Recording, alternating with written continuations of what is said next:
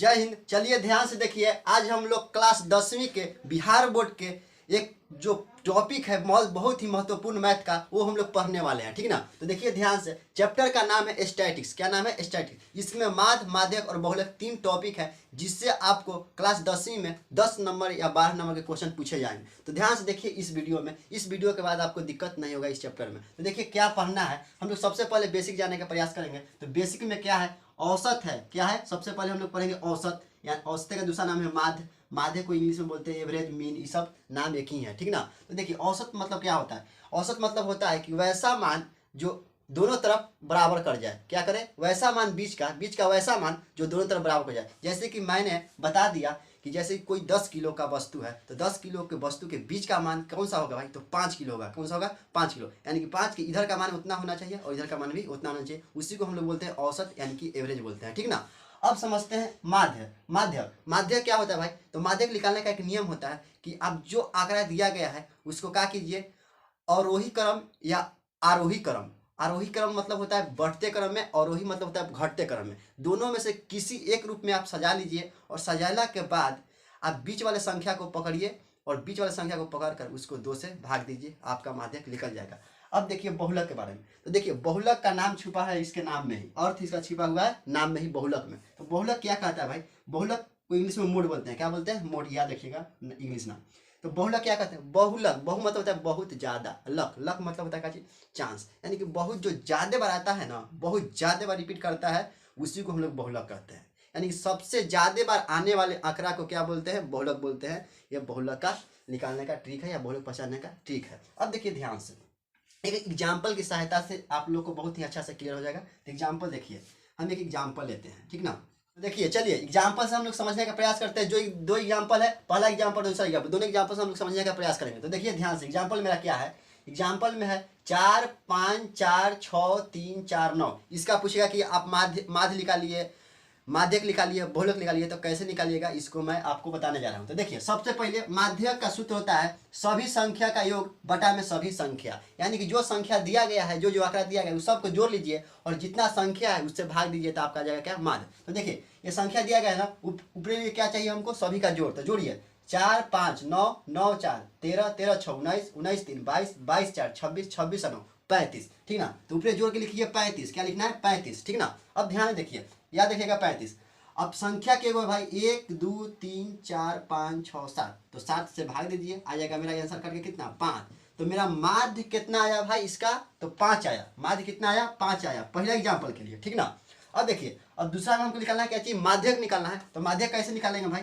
तो माध्यक निकालने के लिए मैं बताया आपको कि आरोही या अवरोही क्रम में आप सजा लीजिए, यानी घटते या बढ़ते क्रम में। तो इसको आप पहले सजाइएगा। ठीक ना। तो सजाने का प्रयास कीजिए, बढ़ते क्रम में सजाइए। तो सबसे छोटा पहले पकड़ लीजिए।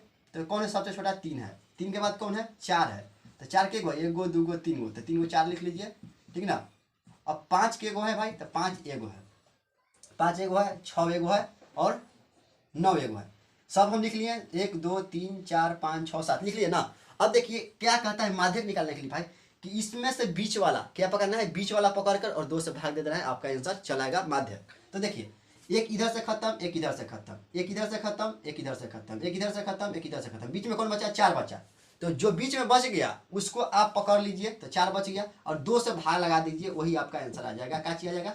माध्य आएगा। तो बीच में कौन था? मेरा 4 था, इसलिए 4 को मैंने 2 से भाग लगाया, आंसर कट के आ गया मेरा 2। यानी कि इसका जो माध्यक होगा वो कितना हो जाएगा? 2 हो जाएगा। कितना हो जाएगा? 2 हो जाएगा। अब चलते हैं तीसरा की ओर, बहुलक की ओर। तो बहुलक कैसे निकालते हैं? तो जो मेरा आंकड़ा में सबसे ज्यादा बार आया है वही बहुलक होता है। तो देखिए ध्यान से, इसमें जो सबसे ज्यादा बार कौन आया है भाई? रिपीट कौन किया सबसे ज्यादा बार? तो 4 सबसे ज्यादा बार आया है। 4 के बार आया है, 3 बार आया है, तो इसलिए मेरा बहुलक डायरेक्ट हो जाएगा कितना? 4।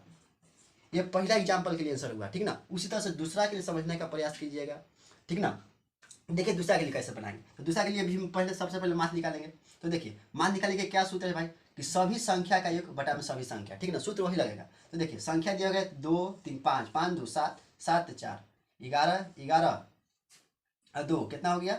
11 2 13 13 और 5 18 18 2 18 2 20 20 3 23 आया ना। तो 23 को आप यहाँ पर लिख लीजिए। ठीक। और के को संख्या है 1 2 3 4 5 6 7 8, तो में 8 से भाग लगा दीजिए, ये आपका क्या हो जाएगा? आंसर हो जाएगा। इस इसको दशमलव आप आंसर लाना चाहते हैं तो लाना चाहिए तो ला दीजिएगा। ये दूसरा के लिए आंसर हो गया 23/8, ठीक ना, माध्य। अब देखिए इसका भी निकालेंगे, क्या निकालेंगे अब दूसरा नंबर पर आ गया बारी माध्यक का। तो माध्यक कैसे निकालेंगे भाई, तो माध्यक निकालने के लिए सबसे पहले क्या करते हैं, या इसको बढ़ते क्रम में या घटते क्रम में सजा लेते हैं। तो देखिए इसको हमने बढ़ते क्रम में सजाया, इसको हम घटते क्रम में सजाएंगे ताकि आप दोनों से समझ जाए कि दोनों से कोई अंतर नहीं है, आंसर वही आता है। तो देखिए इसमें सबसे पहले बड़का पकड़ेंगे, कौन है, 5 है, ठीक ना। 5 के बाद कौन है भाई, 4 है, 4 के गो एक ही होना है। उसके बाद कौन है, 3 है, 3 के गो है, 2 है, तो 2 3 लिख लीजिए। और देखिए और क्या है, 2 है ना, 2 के गो है 1 2 3, 4 गो है ना, तो 4 को 2 लिख लीजिए। क्या लिख लीजिए, 4 को 2, ठीक ना। अब हम लोग माध्य निकालने के लिए बताए हैं कि जो बीच में बच जाता है उसी को 2 से भाग देते हैं। तो देखिए एक तो इधर से खत्म हो गया, एक इधर से खत्म हो गया, एक इधर से खत्म, एक इधर से, एक इधर से, एक इधर से। लेकिन अब देखिए अब यदि आप खत्म कर रहे हैं तब आपका सब खत्म हो जाएगा, लेकिन आपको बीच में बचाना है। तो जब भी सम संख्या आता है तो उसमें 2 को बच जाता है, तो 2 को बचेगा, उसको कोई दिक्कत नहीं है, आप उसको पकड़ लीजिएगा और दोनों को पहले जोड़िएगा। क्या कितना है आपको, दोनों को जोड़ देना है। तो देखिए 3 और 2 को जोड़ लीजिए, कितना आएगा 5, क्या आएगा 5, और 5 को 2 से अब भाग लगाइए तब आएगा अढ़ाई, क्या आएगा अढ़ाई। तो जो मेरा अढ़ाई आया किसका आया, दूसरा एग्जाम्पल के लिए आंसर आया काची के भाई, तो माध्यक के लिए, ठीक ना। तो ये बात आप ध्यान रखिएगा कि जब बीच में 2 को बच जाए तो दोनों को जोड़ते हैं, ठीक ना, और तब 2 से भाग लगाते हैं, तब आपका माध्यक आएगा, ठीक। अब देखिए बहुलक के लिए, तो बहुलक के लिए क्या है भाई कि बहुलक के लिए हम लोग जानते हैं कि जो सबसे ज़्यादा बार रिपीट करता है आंकड़ा में वही हमारा बहुलक होता है। तो देखिए सबसे ज़्यादा बार इसमें कौन आया है, तो आप देखिएगा तो आपको पता चलेगा कि 2 आया है सबसे ज़्यादा बार, 4 बार। तो इसलिए हमारा बहुलक डायरेक्ट हो जाएगा 2। तो जो मेरा ये जो पहला ये जो है, ये जो पहला हम घेरे इस डब्बा में, ये पहला एग्जाम्पल के लिए आंसर है। ये जो अभी मैं घेर रहा हूँ ये किसके लिए है आंसर भाई, तो दूसरा एग्जाम्पल के लिए। हम आशा करते हैं कि आपको ये वीडियो के माध्यम से माध्य, माध्यक और बहुलक का कन्फ्यूजन दूर हो गया होगा। एग्जाम्पल से बहुत अच्छी तरह से समझे होंगे। इसलिए आप वीडियो को लाइक कीजिए, शेयर कीजिए, सब्सक्राइब कीजिए और वीडियो को वहाँ तक पहुँचाइए जहाँ तक इस वीडियो की ज़रूरत है। जो बच्चे एग्जाम देने वाले हैं 10वीं क्लास के उनके लिए तो बहुत ही रामबाण साबित होगा। इसलिए वीडियो देखने के लिए धन्यवाद। लाइक कीजिए, शेयर कीजिए, सब्सक्राइब कीजिए।